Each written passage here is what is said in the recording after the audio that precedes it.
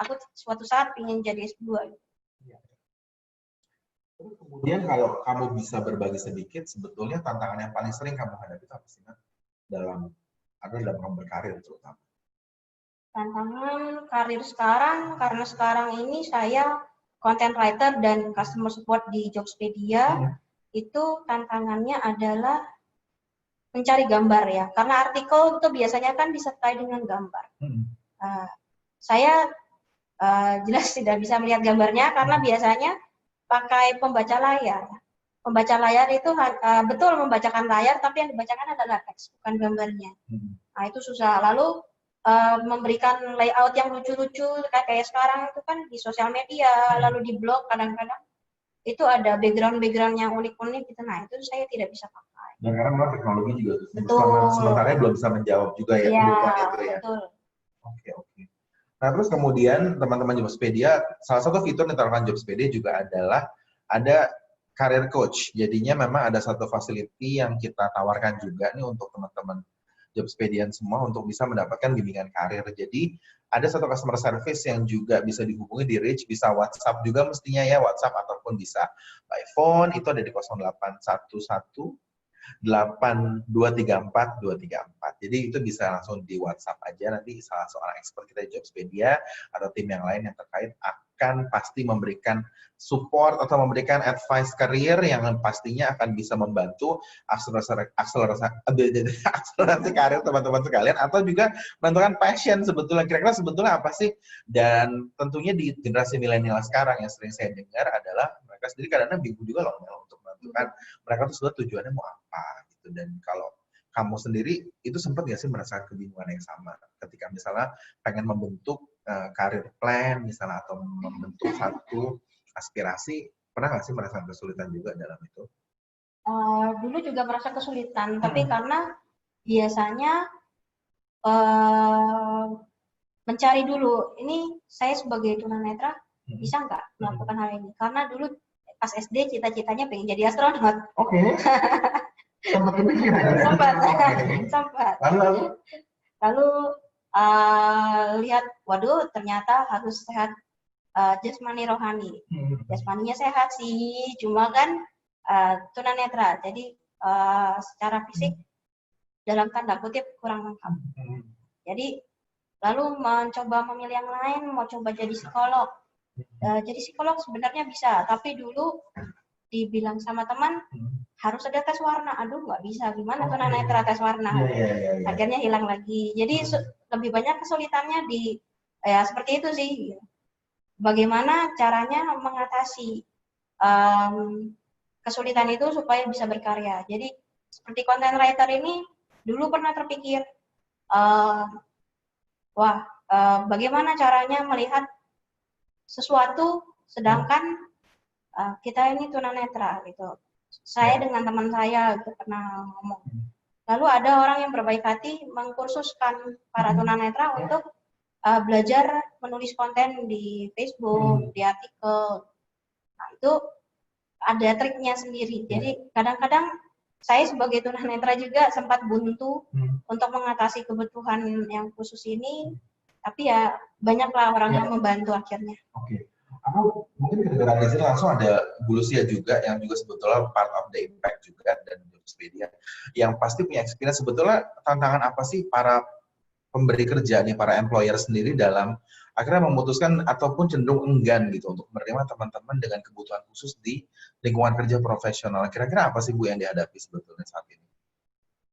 Kalau dari saya ini pengalaman pertama, saya juga mencoba kesulitannya adalah komunikasi. Awal-awal kesulitannya komunikasi. Tapi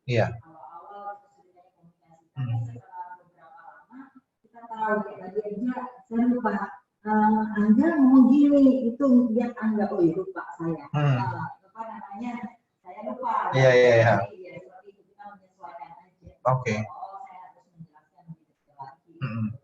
Teman-teman tunanetra. Jadi kalau yang tunarungu, kadang-kadang kita ngomong gini, oh ya saya harus menghadap. Oke. Bahasa bibirnya bisa dibaca dengan baik. Oke. Dan kemudian sebetulnya kan dengan semua pengalaman yang Ibu pernah hadapi juga dalam beberapa organisasi gitu. Akhirnya banyak sekali dari mereka memilih pemain aman nih untuk akhirnya udah deh kayaknya mengelola tenaga kerja yang dengan semua kelengkapan panca inderanya aja sudah cukup kompleks, apalagi dengan teman-teman khusus. Kira-kira masih ada hope nggak sih teman-teman disabilitas ini punya kesempatan kerja yang sama sebetulnya?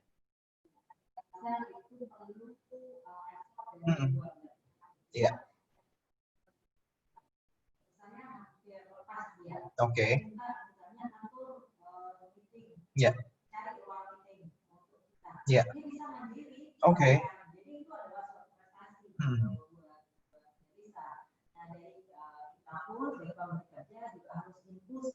Iya.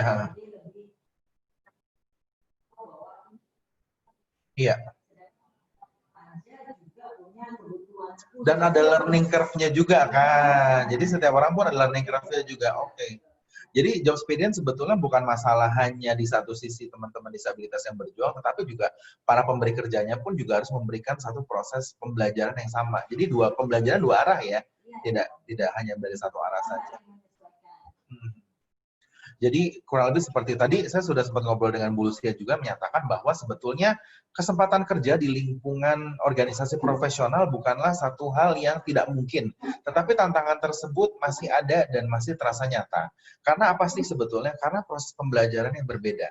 Jadi kalau misalnya teman-teman kita semua pada Jobspedian mungkin belajarnya untuk integrasi terhadap teknologi, terhadap masalah budaya kerja, tetapi justru teman-teman disabilitas itu punya juga satu challenge bagaimana mengolah cara bekerjanya yang mungkin selama ini komputer unitnya mungkin berbeda spek yang harus dibutuhkan. Agak beda nggak sih, Mel, kalau untuk komputer sini sama aja sebetulnya?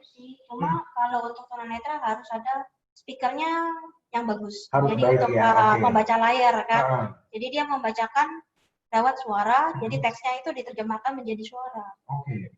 Jadinya kayak kamu itu berarti sangat terbantu juga dengan teknologi yang ada saat ini. Betul. Ya. Oke. Nah, aku balik ke Ibu Lucia juga nih sebetulnya, tapi saya layarnya udah untuk kami berdua aja layarnya. Tapi nanti aku pengen dengar lagi, mungkin bisa lebih keras lagi ya Bu Lucia, tadi kata sedikit samar-samar katanya. Itu untuk sekarang ini Bu, bagaimana sih perkembangannya penerimaan khususnya Ibu sudah cek untuk sebagai salah satu mission yang ada di Impact juga untuk bisa mem-empower teman-teman disabilitas untuk bisa punya peluang karir yang sama.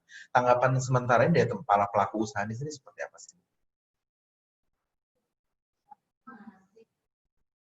Belum.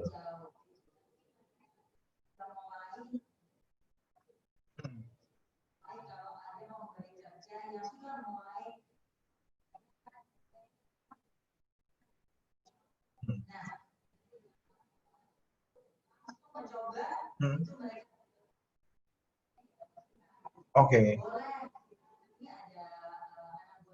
Ya.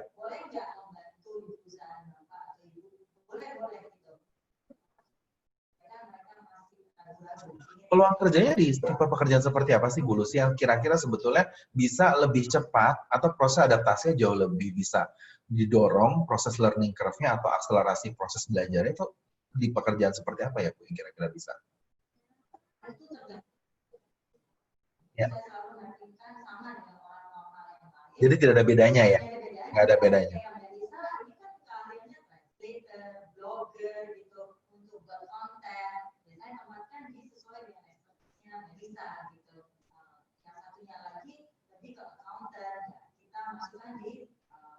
Administrasi keuangan, gitu nanti dari situ step by step kita akan training supaya lebih bagus. Oke, jadi sebetulnya peluang kerjanya is getting there lah ya sebetulnya. Oke.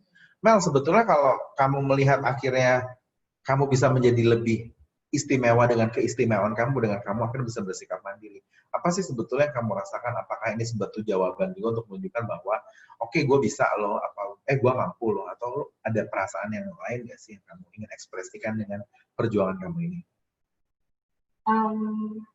Sebenarnya dengan harapan bisa mencontohkan ke orang lain juga sih, ingin bisa berusaha. Cuma kadang-kadang di masyarakat juga dalam tanda kutip jeleknya juga itu kamu orang yang berkebutuhan khusus, Jadi kamu juga harus punya spesialisasi yang khusus. Kalau kamu tidak punya spesialisasi yang khusus,